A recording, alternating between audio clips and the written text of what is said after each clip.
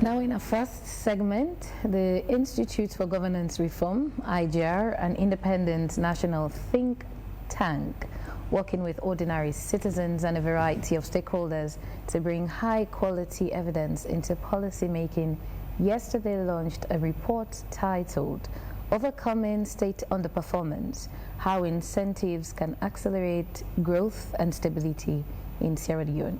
The report explores the possibility of improving political stability and increasing productivity through incentivizing public officials and making state institutions effective. This morning, to talk about the report, we have Lavalie, the Executive Director at IGR. Good morning and welcome. Good morning, viewers and listeners. Good morning, Andy. Yes. So Sierra Leone has been independent over 6 decades, if one could say. And of course, the country has experienced economic booms and crises. From a historic perspective, how would you describe the current state of governance and economic performance of Sierra Leone? Thank you very much. You know, it's useful to know that I would say 3 significant things are happening. Not only in Sierra Leone, but around the world. There is a shrinking aid. I mean, we know what happened with Donald Trump and the USAID and all. So the aid space, the foreign aid space is shrinking. And secondly, debt is rising. And because of that, thirdly, for countries like ours, we need to be more effective. In fact, that explains why we, in fact, decided to do this study on overcoming underperformance. So because it makes it difficult for Sierra Leone to have the fiscal space, the government to have this fiscal space to invest in the wealthy and you and I. But to your question about the past 60 years, at the moment, the most indicators, if you take one indicator after another, you can see that the pre-war conditions are way better than the post-war conditions. See, for example, the staple food rice. Sierra Leone used to export rice, at least to neighboring Guinea and Liberia. Not anymore. We are constant importer, and we heavily rely on imported staples nowadays. So even with the feed salon, there's no much improvement in that area yet? There could be improvement, but we are still below the pre-war conditions. And I mean, growing up, the school where I attended in Bo, I remember, you know, Sierra Leone was dotted with a number of airlines. We used to have West Coast, we need to have Sierra National Airlines. I think you were very big at the time. And so it was very easy to fly from Freetown to Sevado, from Freetown to Bond in 45 minutes. You're in these cities, you run your errands and you're back. Not anymore. So I heard you in your intro talking about the Minister of Information coming to update on the cocaine issue. At a point in time in developing this paper, one of the things we wanted to really dedicate the paper on was cocaine. Why cocaine? But we decided not to do that because we believe it's part of the larger issue of state underperformance that we actually needed to deal with. So that's really is the biggest driver of this paper, because if the state becomes effective, and when I say state effectiveness, we're actually talking about the effectiveness of Parliament in overseeing the executive, the effectiveness of the judiciary in delivering justice. We noticed that in 2018, since President Bio came to power, one of the things that was instituted was what we call the GTT report, the Government Transition Team report. There are a few things that were criticized at that time, and now they are in anecdotal evidences that they have been embraced and they have been done. I mean, so what is clear that underperformance of institutions cannot be attributed to one political party. It's actually systemic, so we need to really study it and understand what are the drivers. So the report really stated a number of drivers for underperformance, and we mentioned incentives, so there are clear incentives that can be utilized. Looking at we did a multi-country study to understand what have been the incentives used in other countries to overcome the underperformance that we're having, at least to make justice and parliamentary oversight more effective. You know, your report also suggests that these Sierra Leone institutions that you've just mentioned, the judiciary, the parliament, and of course civil service, tend to serve the elites more than the general public. Do we need an overhaul of these institutions, a general overhaul? So it's interesting. So we identify 5 causes of state underperformance. You've just mentioned one. I think the first one is really executive control. So the executive control of those oversight institutions is so huge. It's happening under APC, it's happening under SLPP.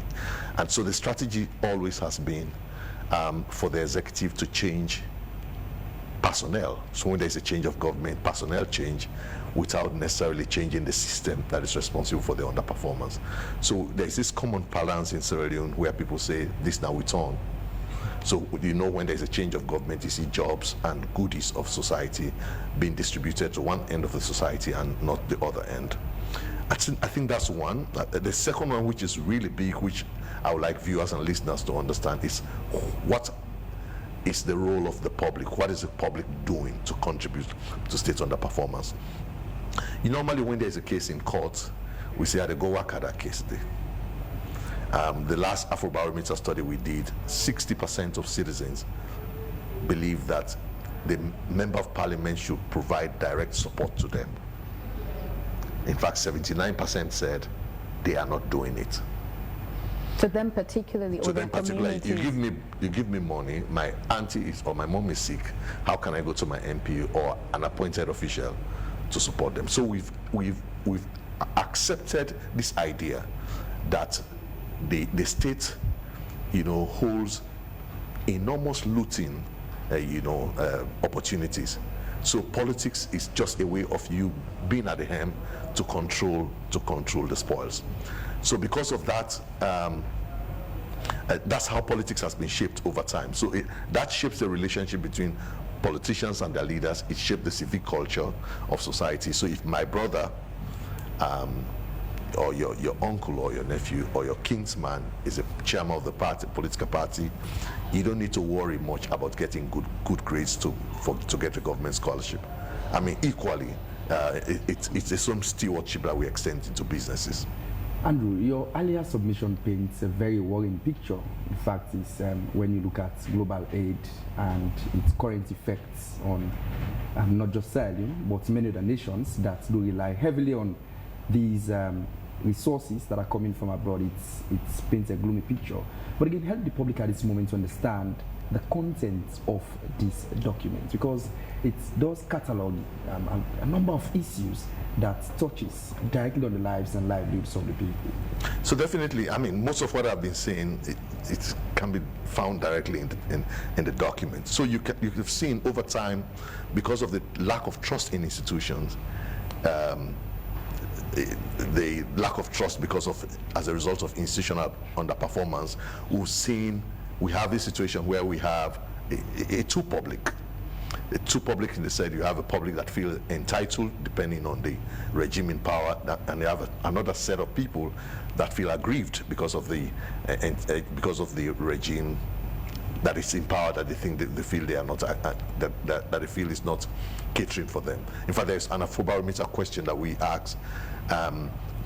We ask the people, it's been a perennial question we've been asking since 2012. Is your ethnic group treated fairly by government? It was 35% in 2012 and 2015, largely in the south and east areas controlled by SLPP, that felt the ethnic group was treated unfairly by government. When we reverse the clock, we ask the same question in 2022, it's exactly 35-36%, but these are communities largely in the northern area. And why is this important in terms of state effectiveness and state underperformance? It's difficult for Bo and McKinney to come together to demand better electricity, to demand better welfare, to demand, water services, because there is this false belief that this regime is for me, is my regime. So that's one dimension of how, over time we've created a situation where it's difficult for citizens to come together to co-create solutions because they feel tethered to a particular regime. I could remember during the days of the former president Zanzibar Nkrumah, when at some point in time the township roads within Kenema were about to be rehabilitated. We were about to be, of course, put into proper order. And then many from that end, believe at that time that they will not allow that development to come from a president. They will wait until when theirs coming, and then same will be. Do you believe that? Come on. No, there is no one. There is no one. If you say, but again, this one draws me to point 3 of the report you just published, which speaks about past and present approaches are inadequate. I was just going through it. It drags my mind to most of what was happening and what's happening now, just as you mentioned earlier on, Andrew. Yes. So in past and present approaches, we actually catalog 3 approaches. One approach by government, one approach by opposition, and the other approach by development partners. And I think I've explained it quite a lot. Ruling parties under SLPP and APC, they seem to have the same approach in terms of addressing this problem. Upon coming to power, instead of addressing the underlying drivers of underperformance, they always think about the next election. And in thinking about the next election, there's always this fear that if I begin to attack these underlying causes, I'll be distracted from winning the next election. So we've got situations where there's this abiding faith that maybe, just maybe, I'll achieve those objectives without actually reforming the institutions.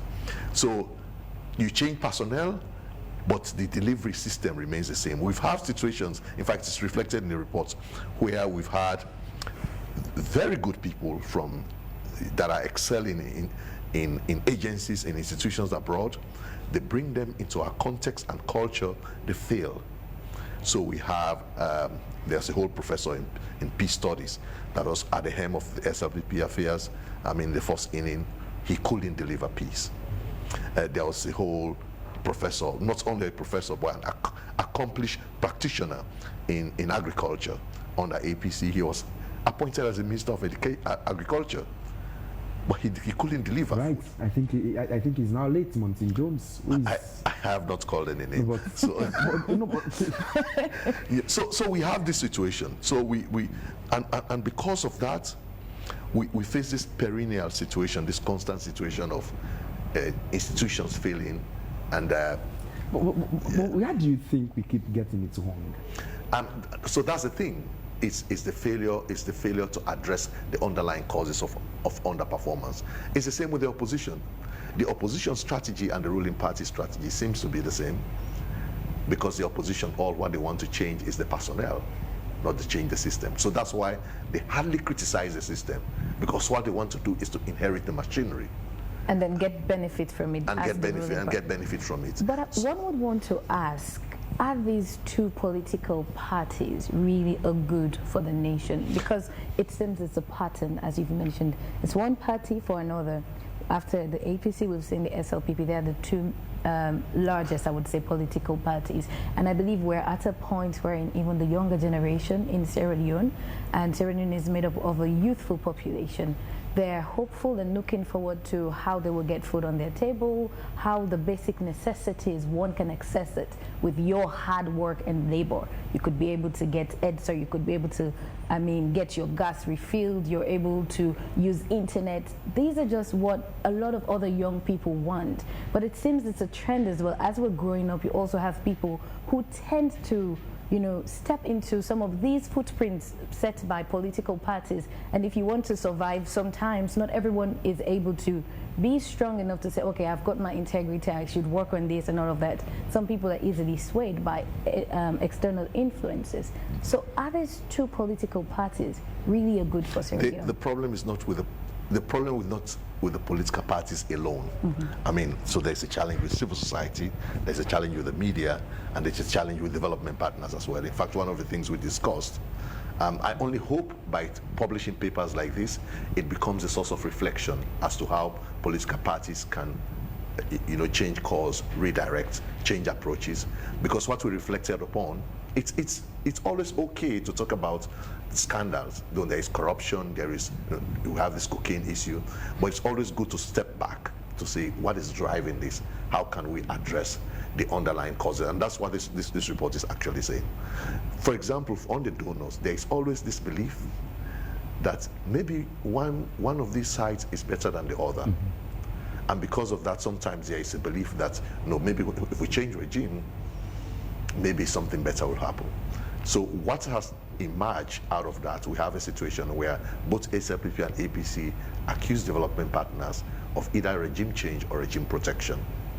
So, and we categorize donor responses into three. There is a first one, which is they provide aid, they provide direct support in terms of logistics, and we've even seen what they call PIUs, project implementation units, established within MDAs, and they are meant to circumvent, the bureaucracy that they cannot change. Say, for example, the culture in civil service that they cannot change. So let us just circumvent that and deliver results. But what we clearly see from that strategy, the moment you pull out, the condition remains, because you have not changed the condition. Right. The second approach is normally they use what they call funding levers. If you provide this water, I'll give you 100,000. If you provide another water, I'll give it. And normally it's called like policy-based lending. And so when it becomes a box-ticking exercise, where the donor recipient, the donor begins to measure their performance on the basis of the absorptive capacity of the state. Say, Sierra Leone is now taking 80% of the budget. It becomes a box-ticking exercise. So clearly you see that you do not reform, but you've made budget transfer or resource transfer as a condition. So you know what normally happens? Those tenants reappear even when people qualify. I remember I think it was in 2013, Sierra Leone was struck off the EITI, the Extractive Industries Transparency Initiative, because of the massive fraud in the extractive regimes at the time. And then it became a condition that the passage of the access to information law should be one of the triggers, and then we pass it.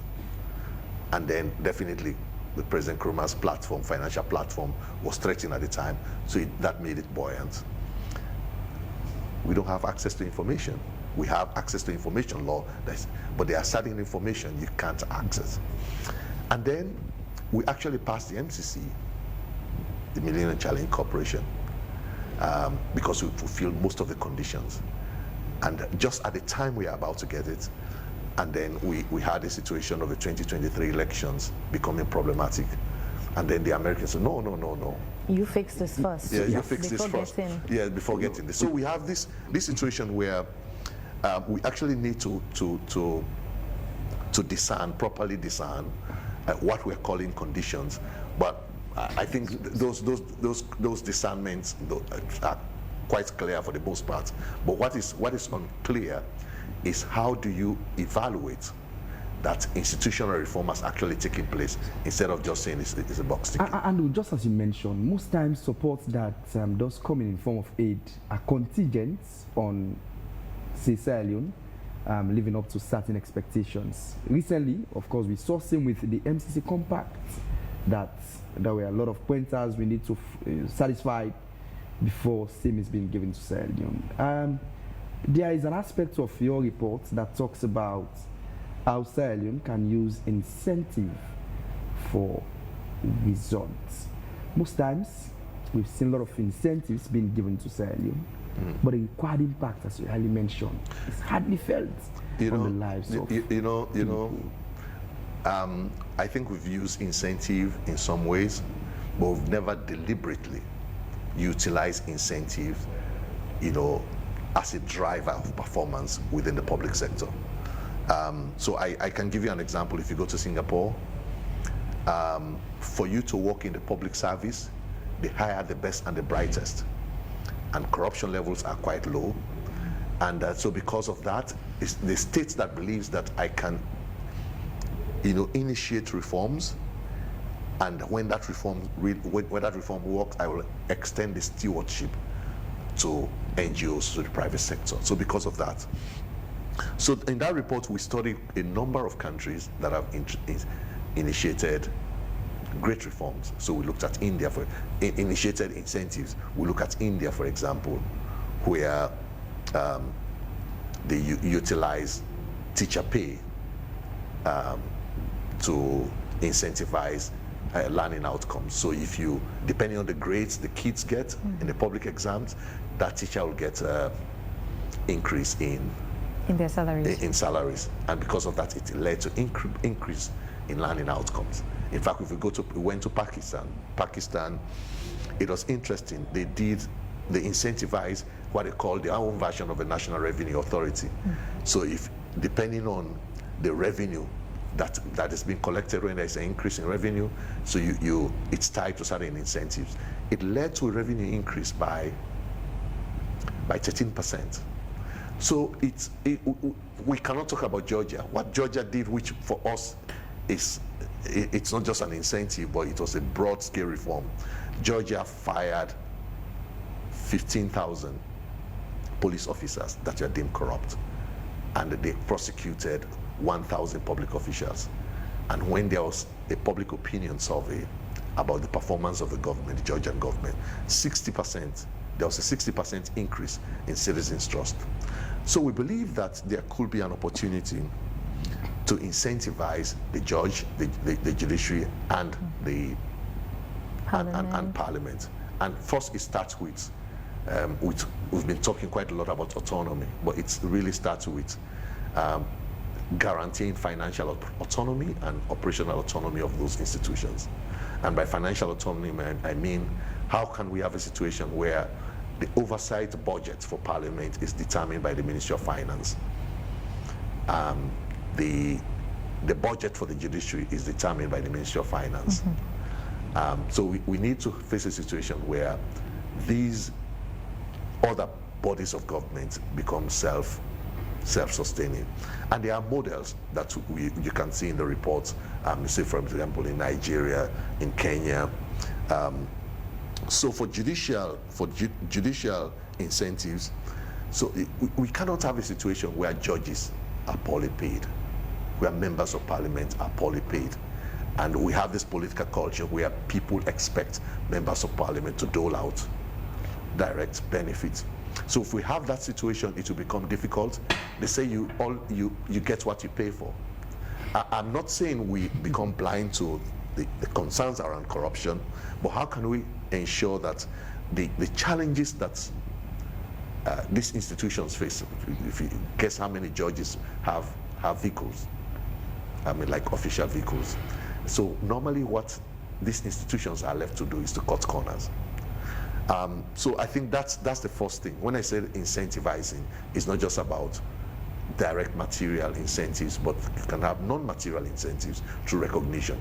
You cannot have a situation where you can have one judge that will be judging 15 cases per year and another judge delivering 100 cases per year. So the judge with 100 cases delivering 100, I'm talking about the same quality of cases, say for example in criminal prosecutions.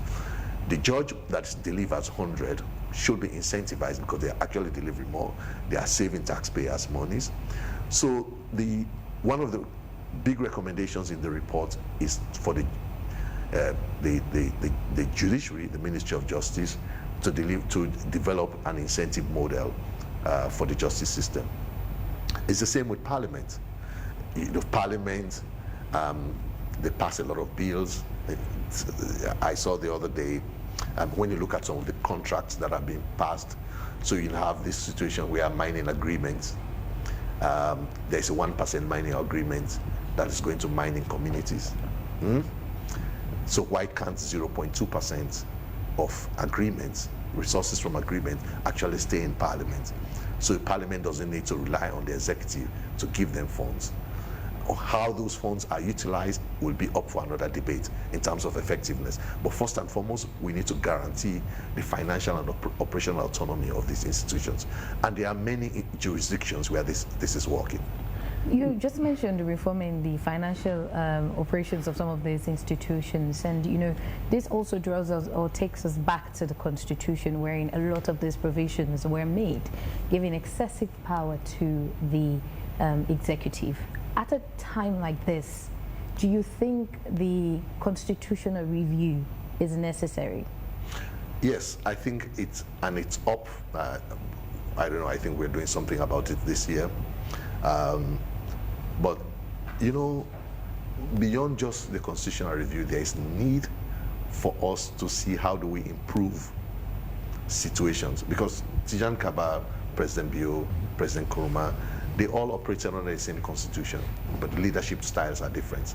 So I think it's really about how do we have the two political parties actually agreeing on how can institutions function. I mean, this report, we actually concluded very well with Duncan, who suggests that when you look at growth in many countries around the world, it's not the ideas, the initiatives of these countries, of the leaders of this country, but it's the cooperation that they forge.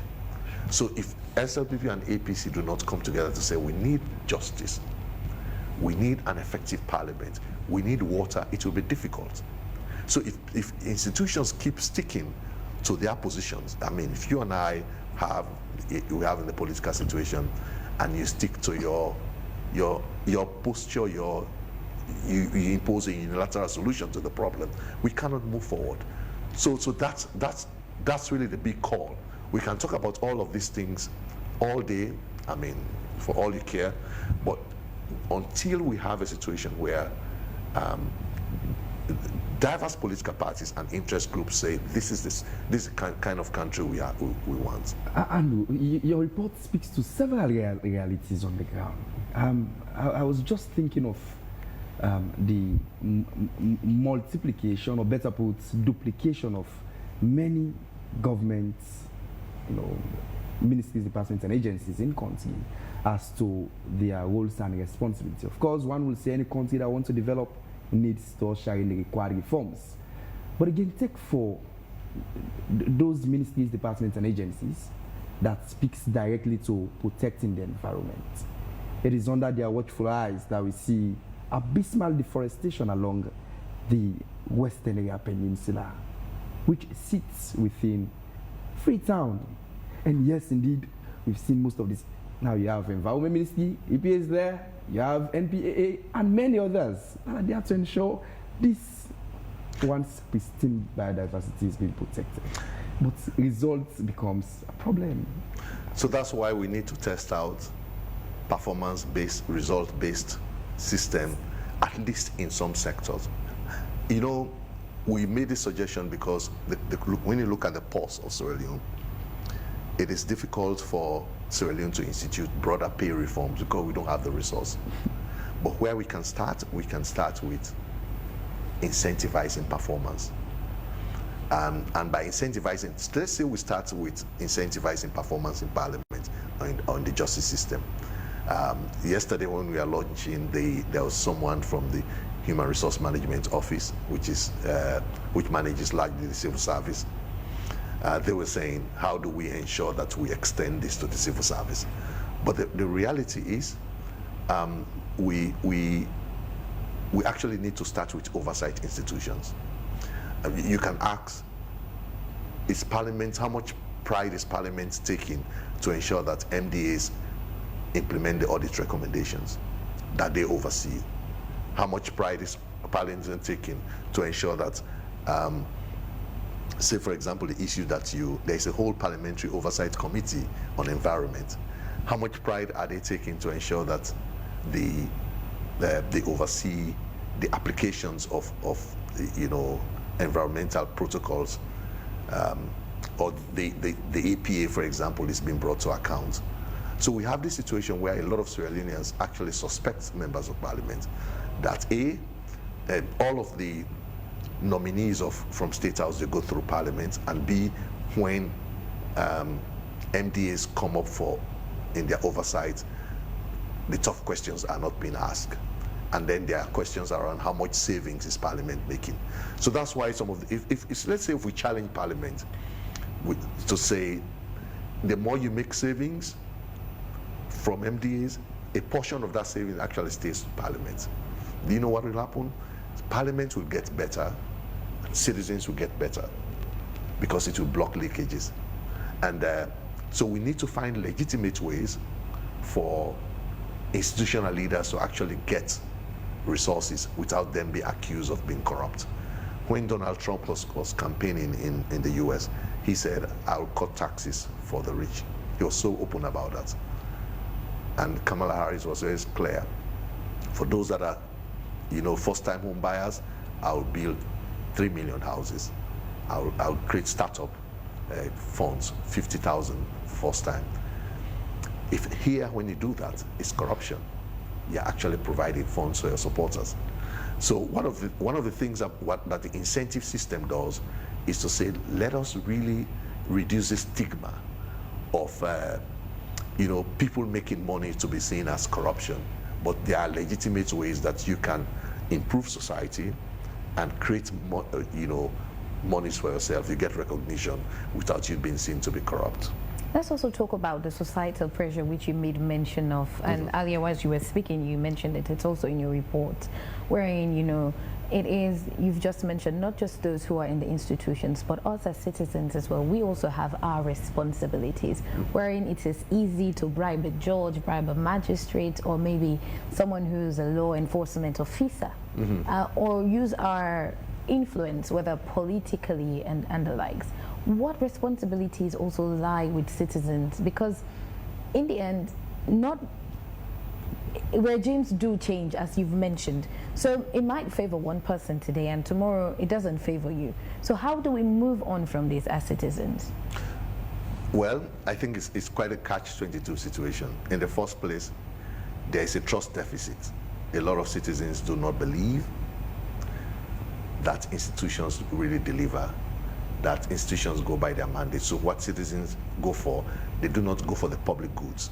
They want public institutions to deliver private goods for them.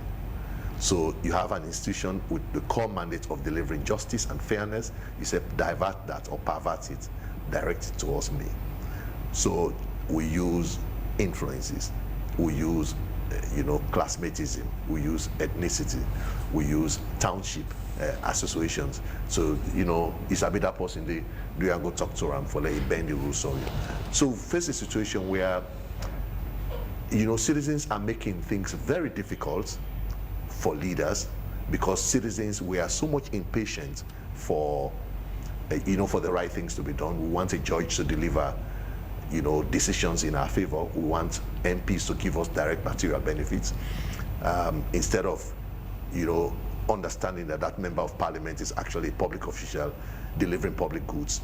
So because of this huge trust deficit, it's actually created impatience, which I don't know, but I think it behoves the media as well, not only to do, there are many ways to go around that or to address that. It's public education, it can be automation, because automation more systems development, because if I know as a member of parliament I need to come to work at 10 o'clock, and I have a card to the door that opens at 10. If it doesn't, you can't clock in after 10 with your card, then automation can lead to certain change in behavior patterns.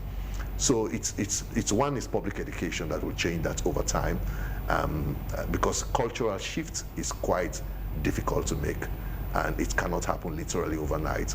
But the reality is, politicians behave or institutions behave in a particular social milieu, and for us to change society, we need to change the way we perceive institutions as well. And there are many reports or research that IGR has conducted. Let's also talk about readership, or how far some of these recommendations that IGR comes up with, how have they been imbibed by a lot of institutions or citizens over time?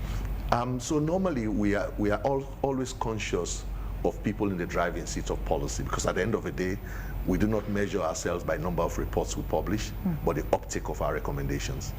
So if we do not make people in the driving seat of policy comfortable enough to take on board the recommendation, it's a monumental waste of time. So therefore, in processing this report, we had several meetings with the leadership of Parliament on incentives for Parliament.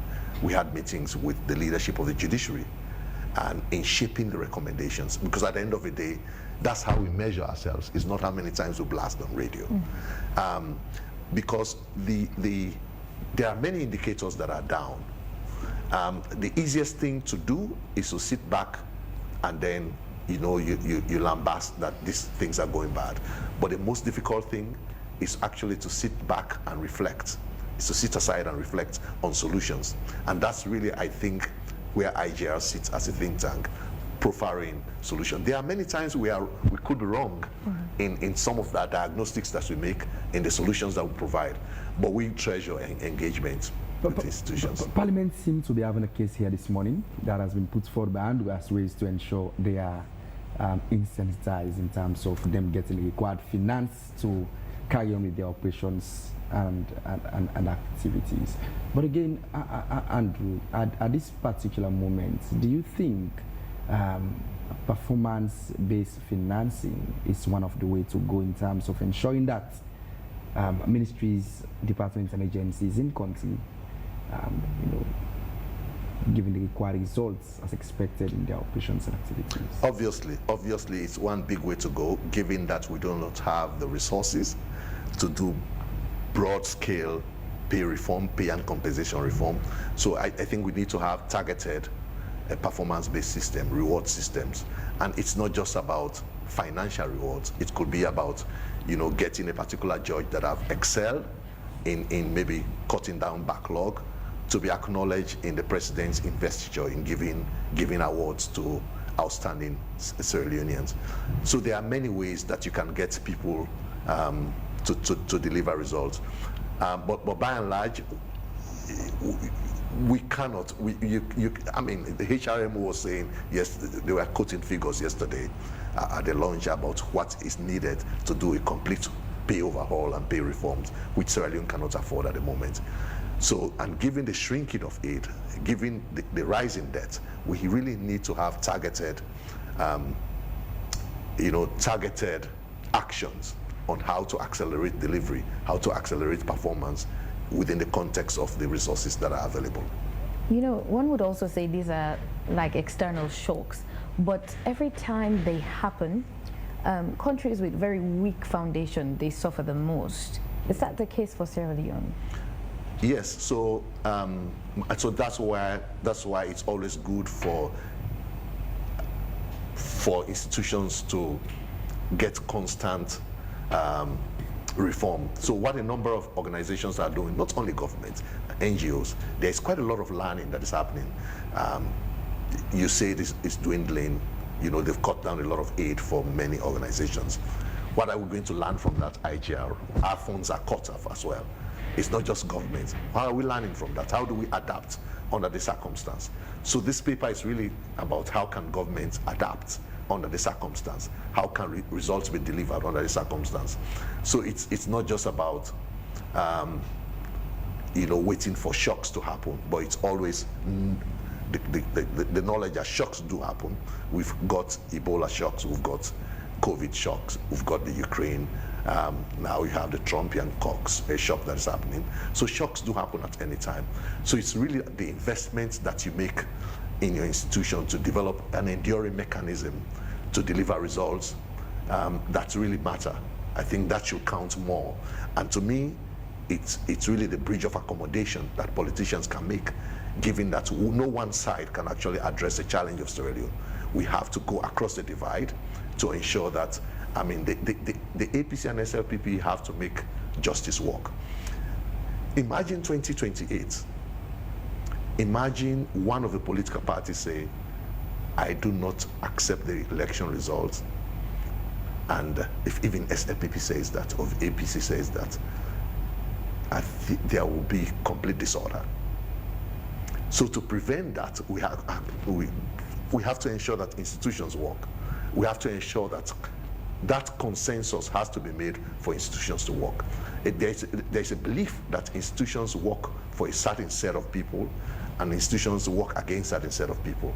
So we actually need to build that consensus. And what that means, creating openness, making the criteria, say for example for promotions in the judiciary, for you to become a judge, this is the open criteria for you to become a judge. You do not become a judge because you are closer to this party.